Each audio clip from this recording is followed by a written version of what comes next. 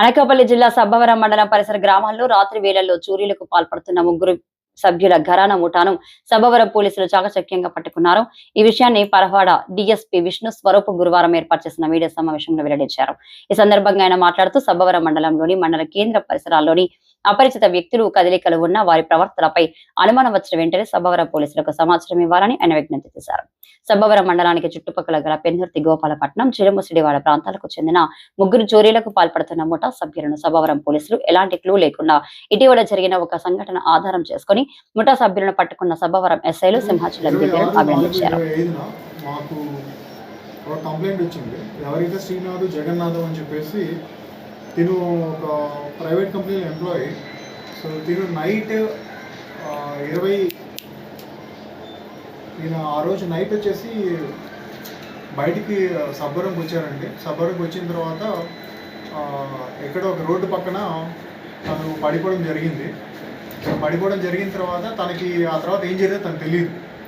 So తర్వాత రోజు morning వచ్చేసి తన చైన్ మిస్ అయిందని చెప్పి మనకు కంప్లైంట్ చెప్పారు. సో తను కండిషన్స్ కూడా క్లియర్గా చెప్పలేకపోయారు, తన పరిస్థితి బాగాలేకపోవడం వల్ల. మనకి తెలిసిందంతా ఒకే ఒక క్లూ ఏంటంటే ఎవరో కొంతమంది వచ్చారు, బైక్లో వచ్చారు, అంతకుమించి ఆయన కూడా ఏం చెప్పలేకపోయాడు. కానీ కొంతమంది అని చెప్పాడు, ఎంతమంది మాకు చెప్పలేదు. వీళ్ళు కూడా పాత నేరస్తులు ఉన్నారండి. ఒకటండి, ప్రస్తుతానికైతే పాత నేరస్తులు కాదు. కానీ మనకి సబ్బవరం పరవాడ వరకు ఏంటంటే గోపాలపట్నం, పెందుర్తి అండ్ వైజాగ్ రేంజ్ వాళ్ళు నైట్ టైం మన దగ్గరకు వస్తున్నారు. సో మీరు జాగ్రత్తగా ఉండాల్సింది ఏంటంటే మీకు తెలియని వాళ్ళు బయట ఎవరు వచ్చినట్లయితే పోలీస్ వాళ్ళు మేము ఎలాగో వాళ్ళని ఆపి అడుగుతాం ఎక్కడి నుంచి వస్తున్నారో, నెంబర్ ప్లేట్ ఏందని. జనాలు కూడా అవేర్గా ఉండి మీ ఏరియాలో కొత్త వ్యక్తులు వచ్చినట్లయితే, ఎక్కువసేపు నిలబడుకున్నట్లయితే, ఆపినట్లయితే బండి ఖచ్చితంగా క్వశ్చన్ చేయండి. మీరు ఏ ఏరియా చెందిన వాళ్ళని క్వశ్చన్ చేయండి. వాళ్ళకి ఆ భయం స్టార్ట్ అవుతుంది. ఎందుకంటే బయట క్రైమ్ చేసుకుని వచ్చేసి వాళ్ళు వెళ్ళిపోతున్నారు, మళ్ళీ టెఫ్ట్ చేసుకుని వచ్చి మన దగ్గర ఎక్కువ జరుగుతున్నాయి ఇవి. సో మేము మ్యాక్సిమం ఎంత ఫోర్స్ పెట్టినా కానీ ఎక్కడో చోట తెలియని ఏరియాలో జరుగుతుంది. మేము రికవరీ పరంగా చాలా బాగా చేస్తున్నాము. బట్ కానీ జనాలు కూడా కొంచెం అలర్ట్గా ఉండాలి. మీరు ఇంట్లో లేనప్పుడు ఖచ్చితంగా పోలీస్ వారికి ఇన్ఫర్మేషన్ ఇవ్వండి. మా బీట్ వాళ్ళు వచ్చి మీ ఇంటి దగ్గర ఎక్కువ తిరుగుతారు. ఇది చేయండి, మీరు దయచేసి చేయండి. ఎందుకంటే వాళ్ళు ఎక్కడెక్కడ స్టాప్ చేశారు, ఎక్కడేం చేశారు మొత్తం కూడా 2 days హోంవర్క్ చేశారు మన ఎస్ఐ గారు, అలాగే ఎస్ఐ దివ్య గారు అండ్ ఎస్ఐ సింహాచలం గారు.